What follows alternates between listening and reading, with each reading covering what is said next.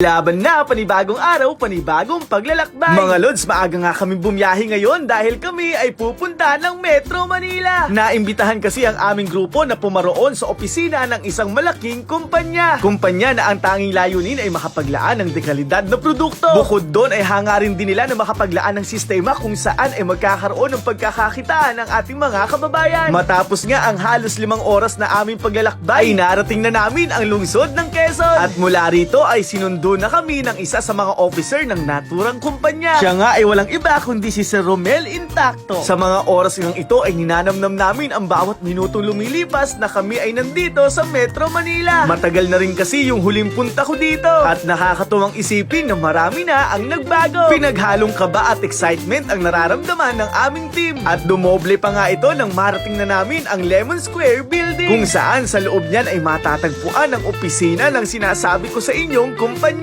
Hindi na sayang ang bawat segundong lumilipas dahil binibigyan kami ng kaalaman ni Sir Romel. At dito nga namin napag-alaman na ang tinutukoy naming kumpanya ay bahagi pala ng TPC. Yan nga ay ang Telepreneur Corporation. Sikat nga ang Telepreneur Corporation dahil sa konsepto ng isang SIM lang pwede mo nang maloadan ang lahat ng network. Grabe, mas naging excited kami na makilala ang kumpanyang ito. Dahil kung kayang mamayagpag ng TPC sa loob ng 12 taon, hindi na nakakapagtaka kung bakit napakabilis kumalat ng bagong produktong ito. Sinasabi na ang mga produktong ito ang magdadala ng malaking pagbabago sa ating buhay. Ang kumpanya na magpapatunay na may resulta ang lahat ng pagtsatsaga. Ang kumpanyang binigyang pugay na ng iba't ibang parangal sa loob at labas ng ating bansa. Yan nga ay walang iba kundi ang Lorloran International Corporation. Ang LLIC ay pinamumunuan ni Sir Lorenzo Virillosa na kasalukuyang alkalde ng bayan ng Pami sa lalawigan ng Laguna. Sa mga tagpungang ito ay nagkaroon na kami ng pagkakataon para mas makilala pa ang LLIC. Napag-alaman namin na ang main ambassadress pala nito ay si Miss Emma Tiglao. Kaya naman pala napakaganda at napakakinis ni Miss Emma dahil gamit niya ang produkto ng LLIC. Napag-alaman nga din namin na ang kanilang mga produkto ay pinroseso pa sa bansang South Korea. Kaya nga kung gusto raw natin na maging kutis Koreano, simulan na natin ang paggamit ng kanilang mga produkto. Wala nga raw tayong dapat ipangamba dahil ang LLIC at produkto nito ay BIR at FDA approved. Ilang saglit nga lang ang lumipas ay dumating na ang kanilang general manager. Siya nga ay si Ma'am Nina Corazon A.